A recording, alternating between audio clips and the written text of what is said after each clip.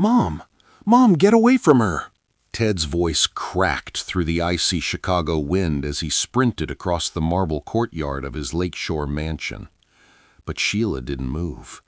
She was lying half-collapsed on the chest of a teenage girl in a torn hoodie, her frail hands clutching the stranger's arm as if holding on for life itself.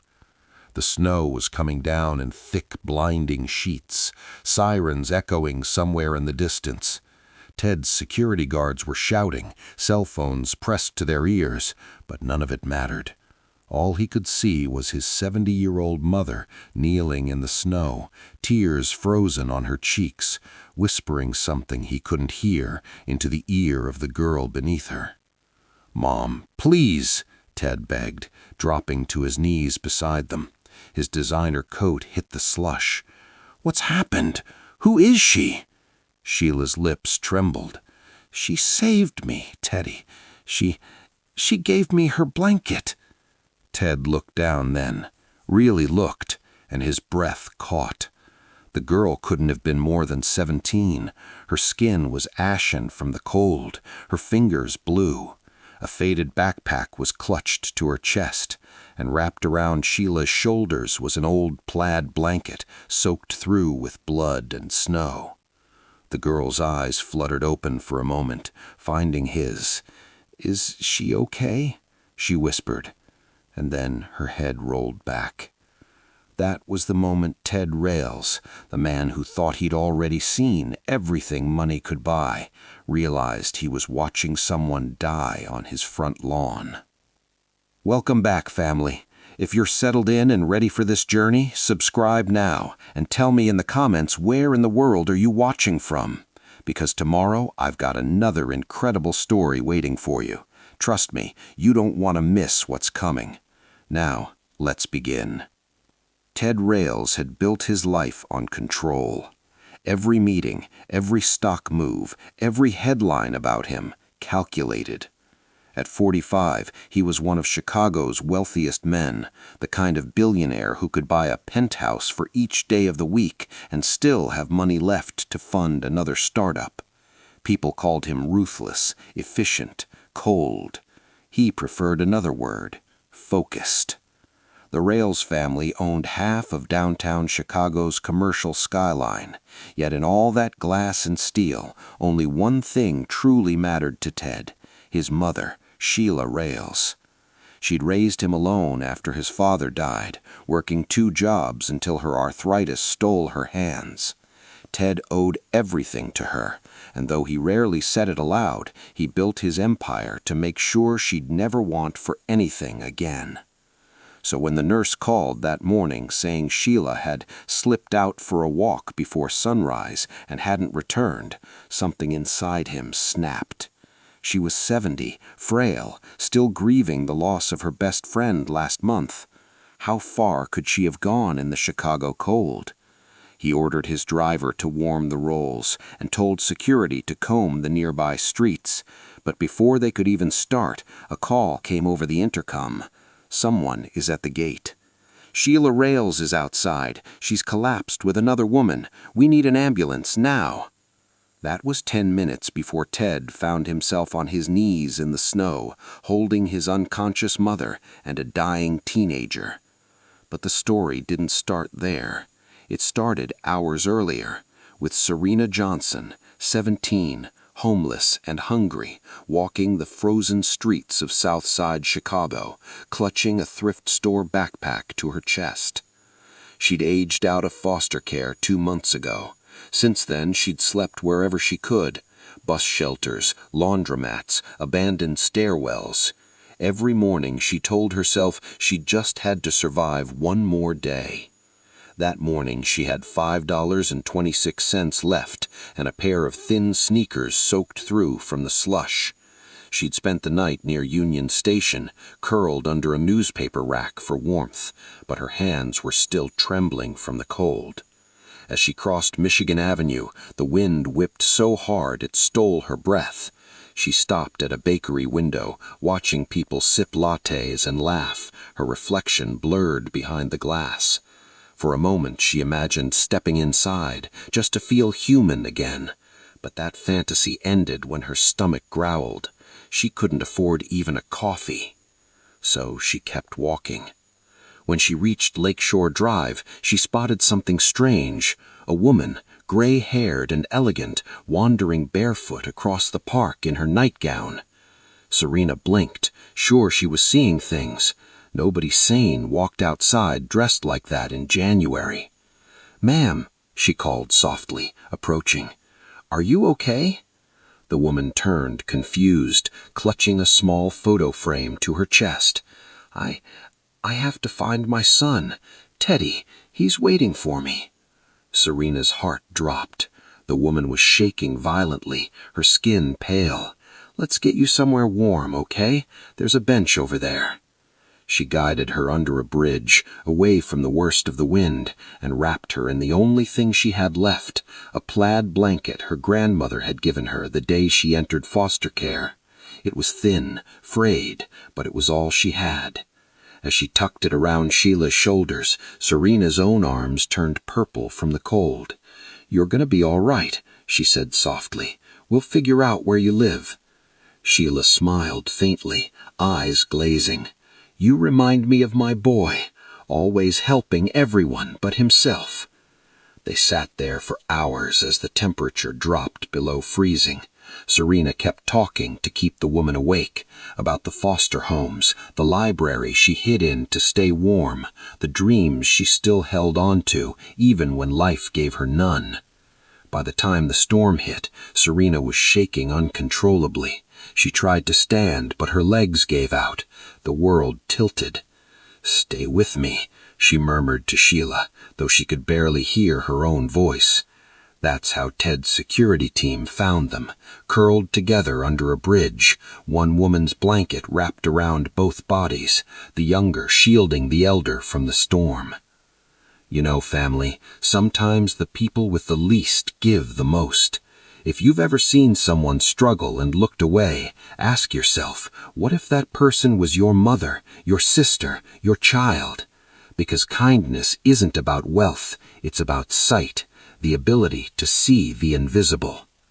The wail of sirens cut through the snow as paramedics rushed Sheila and Serena into the ambulance. Ted climbed in after them, ignoring the medics' protests. His breath came in quick bursts, the cold biting through his gloves. He gripped his mother's hand, then glanced at the stranger beside her, the girl who had somehow found her, saved her, and almost died doing it. She looked impossibly young up close, 17, maybe 18. Her lips were blue, lashes crusted with frost. There was a tear in her jeans that exposed skin raw from the cold. The plaid blanket still clung to Sheila's shoulders like a second skin. "BP is dropping," one of the paramedics barked. "She's hypothermic." Ted's chest tightened. "Do something!"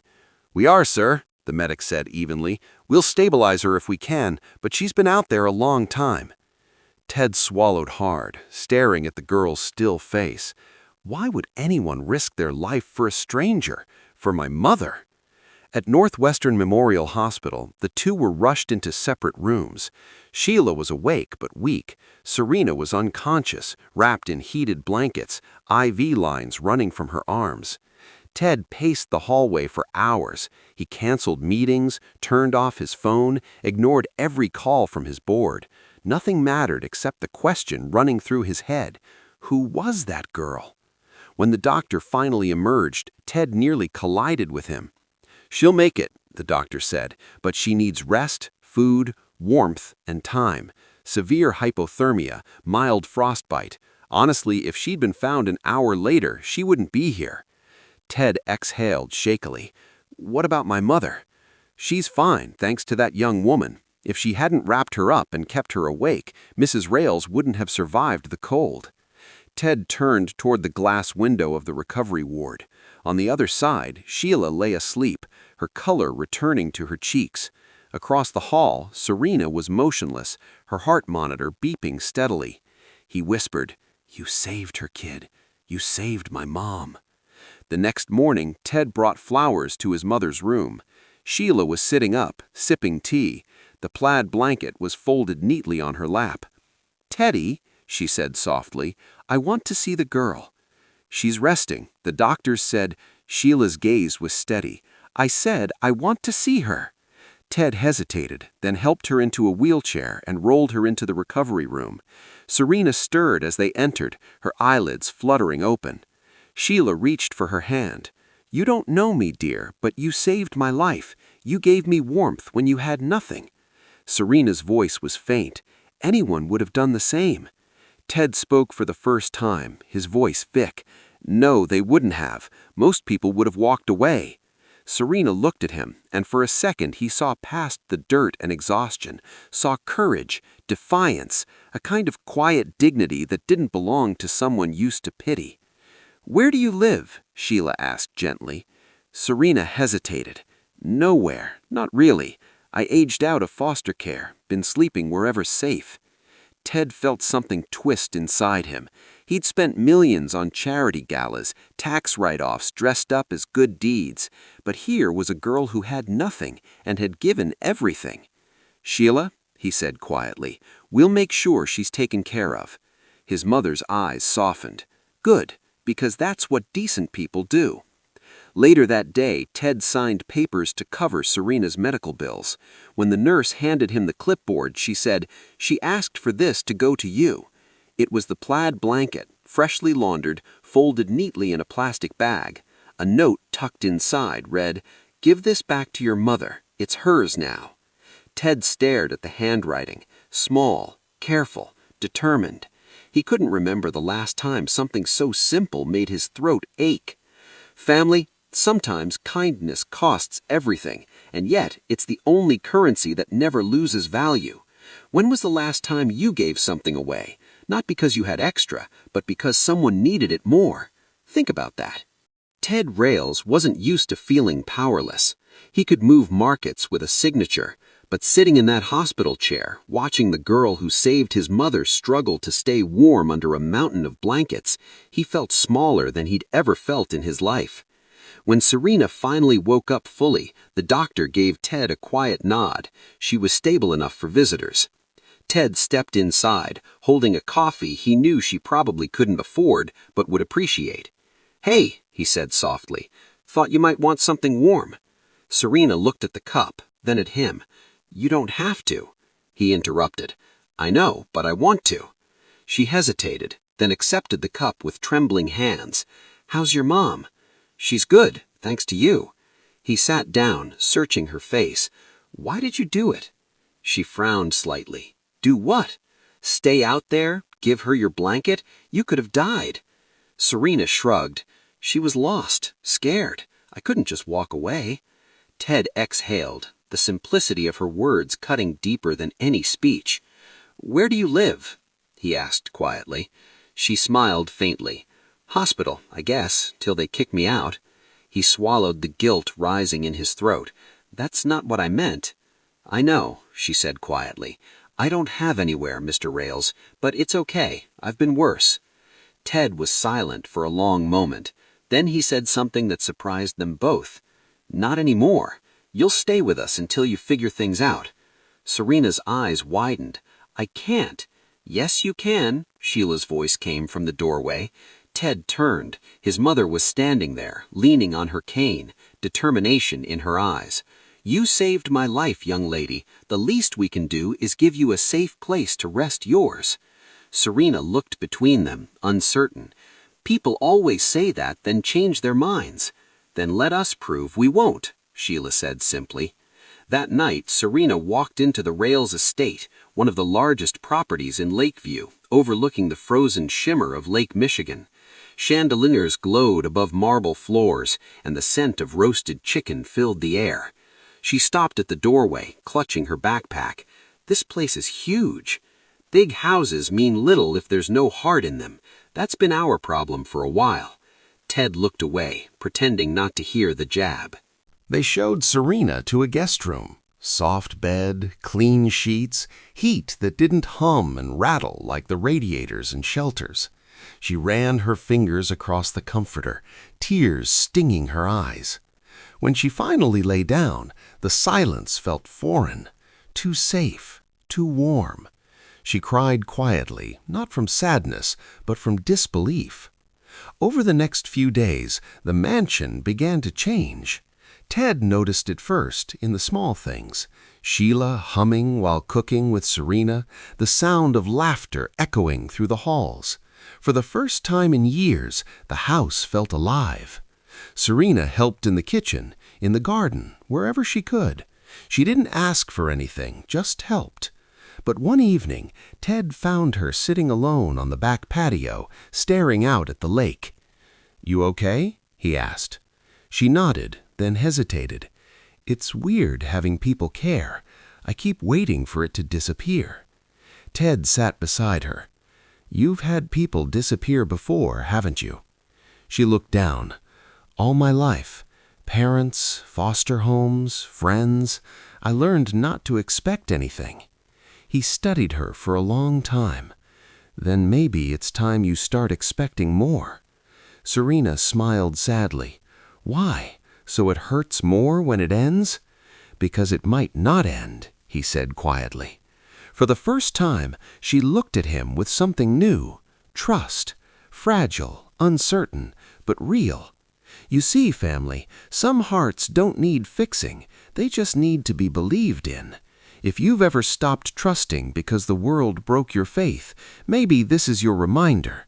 Sometimes the right people come when you least expect it. 3 weeks passed. By then, Serena's color had returned, and so had something else, light in her eyes. She helped Sheila in the mornings, organized books in the library, even made Ted laugh once, which startled both of them. He found himself listening for her footsteps in the hallway. There was something about the way she carried herself, quiet, careful, grateful, that reminded him of who he used to be before success hardened him. Then, one Tuesday afternoon, the peace broke. Ted's assistant, Greg, appeared in his office holding a file. "Sir, you might want to see this." Inside were printed screenshots from an online news forum. A photo of Serena leaving the hospital with the caption, "Homeless teen who saved billionaire's mother, checkered past exposed?" Ted's stomach turned. He scanned the article. It was full of half-truths and cruel speculation, old foster records, an arrest for trespassing when she'd broken into a closed library to sleep, a stolen loaf of bread from a convenience store 2 years ago.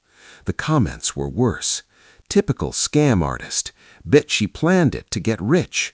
Don't let her near that family." Ted slammed the folder shut, furious. When he found Serena in the kitchen, she was sitting at the counter, scrolling through her cracked phone, tears streaking her cheeks. "I didn't steal that bread," she whispered. "I was hungry. They dropped the charges, but nobody believes that part." Ted's chest ached. "You don't have to explain yourself to me." "Yes, I do," she cried. "You've done so much. Your mom trusts me. I don't want you thinking I'm some criminal." "Serena," he said firmly, stepping closer, "the only thing I think you are is human. And for the record, if surviving makes you guilty, then we all are." She looked up, eyes wide. You're not mad?" "No," he said quietly. "I'm ashamed that the world made you fight that hard to live." That evening, Ted called his PR team. "If any outlet runs another word about that girl, I'll bury them in lawsuits. You tell them she's family. End of discussion." 2 nights later, Ted invited Serena and Sheila to dinner in the formal dining room, a space he rarely used. Candlelight flickered across the polished mahogany. Sheila had even dressed up, wearing pearls and a soft smile. Over roasted chicken and sweet potatoes, Ted cleared his throat. "Serena, I have a question." She set down her fork, nervous. "Okay. What did you want to be before all this, before the system and the streets?" She blinked. "A nurse, like my mom wanted to be before she passed." Ted smiled faintly. "You'd be good at it."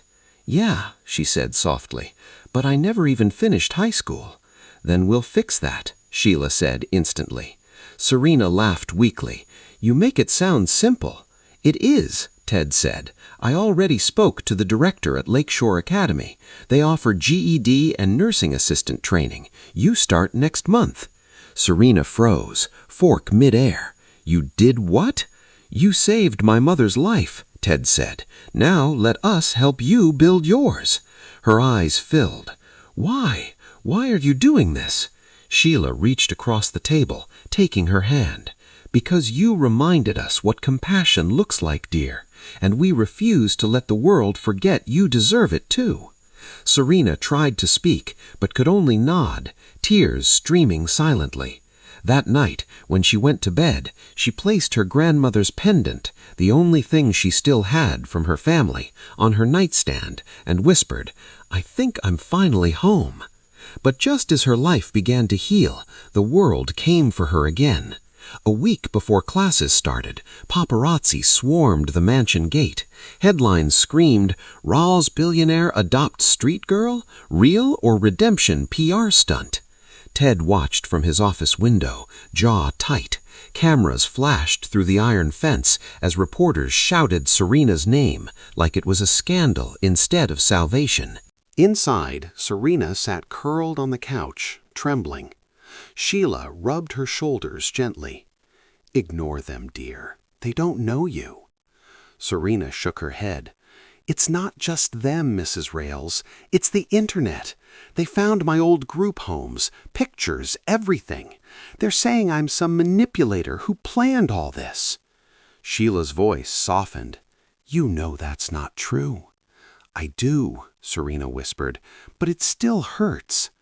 Ted stood by the window, hands clasped behind his back, anger boiling quietly.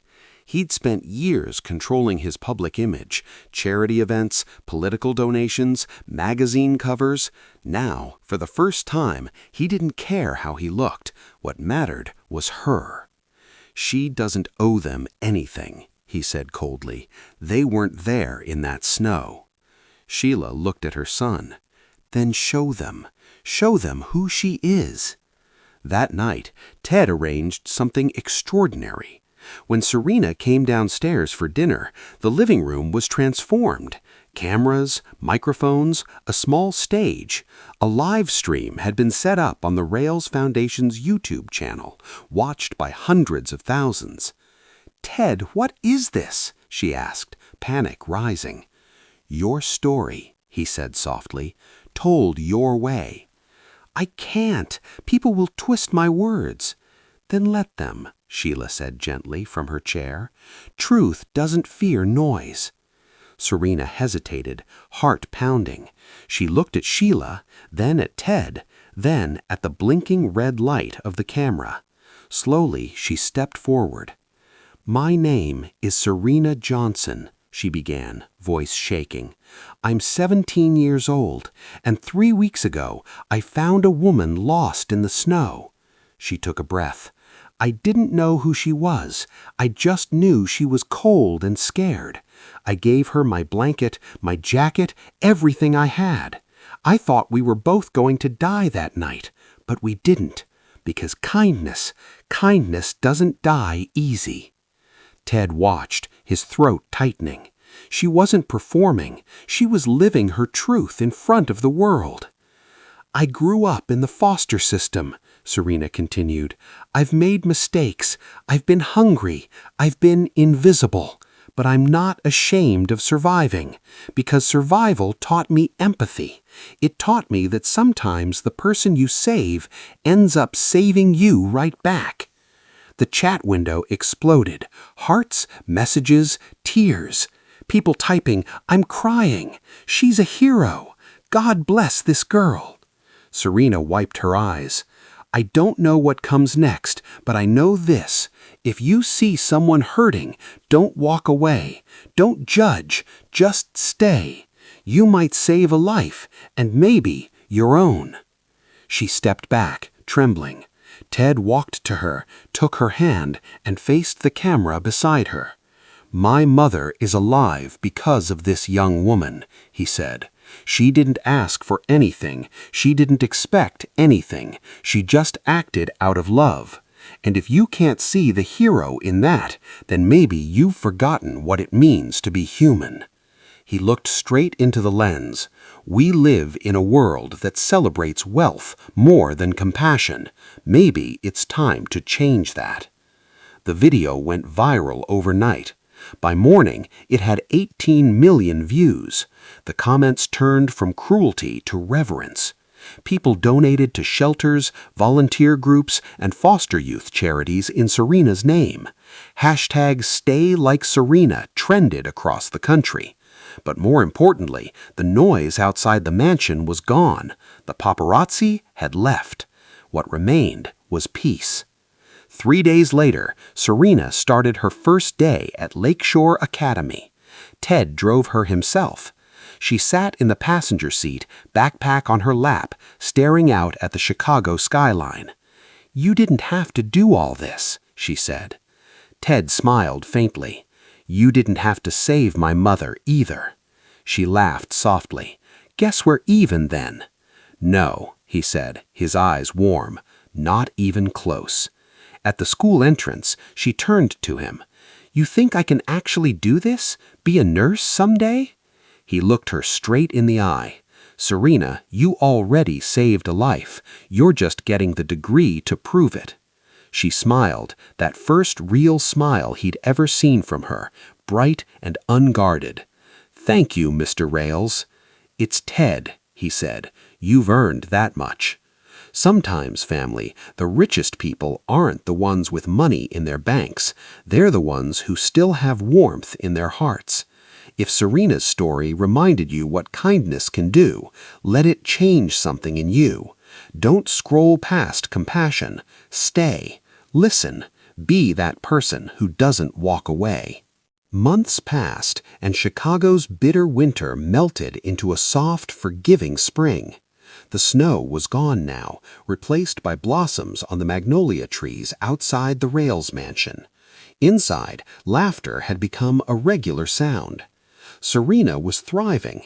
She woke early for classes at Lakeshore Academy, came home to study in the evenings, and helped Sheila with her physical therapy sessions.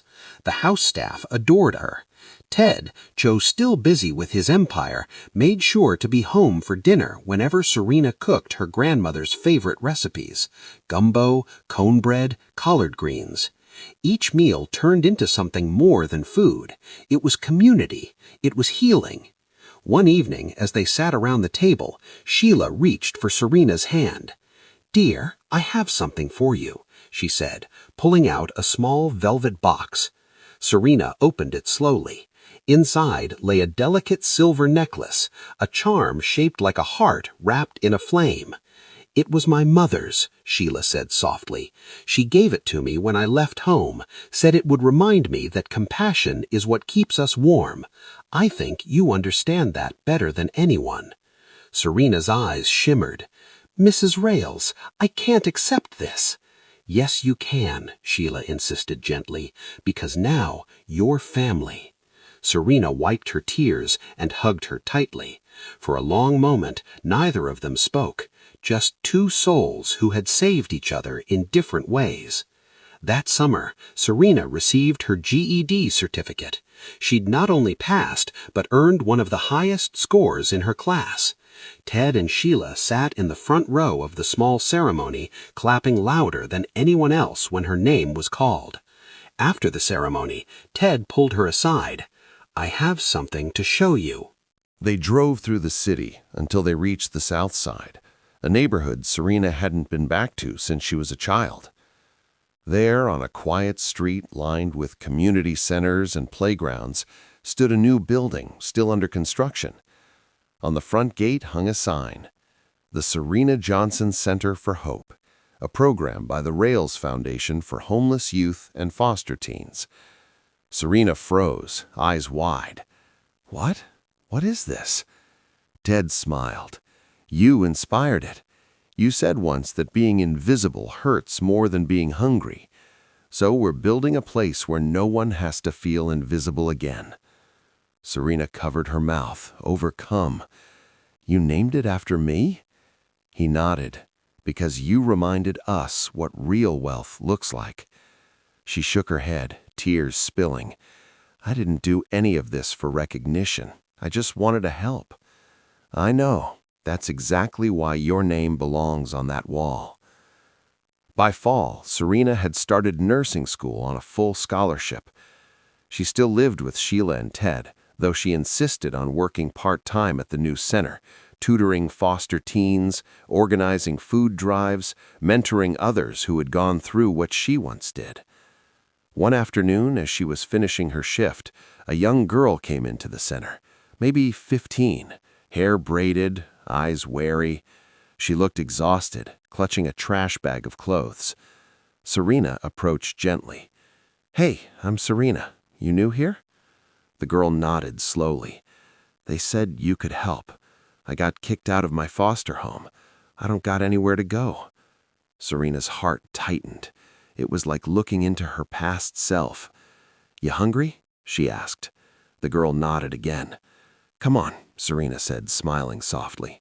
Let's get you some food first. We'll figure out everything else after that. As they walked toward the kitchen, Serena felt Sheila's words echo in her mind. Compassion keeps us warm.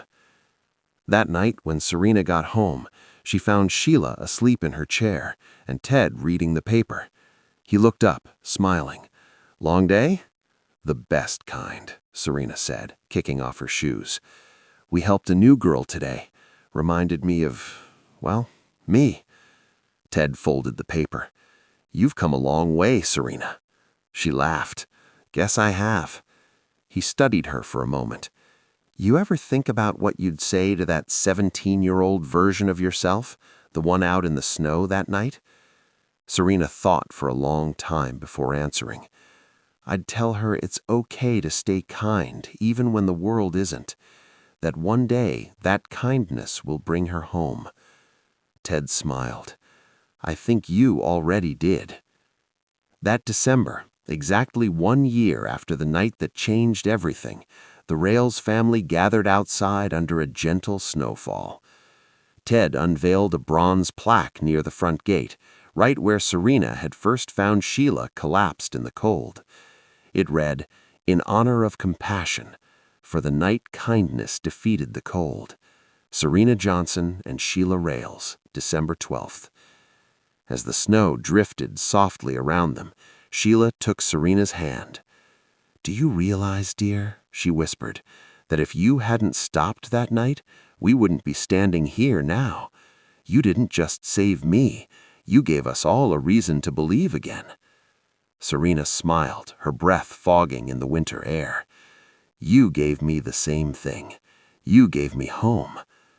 Ted stepped forward, placing his arm around them both. Let's go inside. Dinner's ready. The three of them walked toward the mansion's warm lights, their footsteps disappearing into the snow. No longer strangers, but a family forged by kindness. Inside, laughter filled the halls again.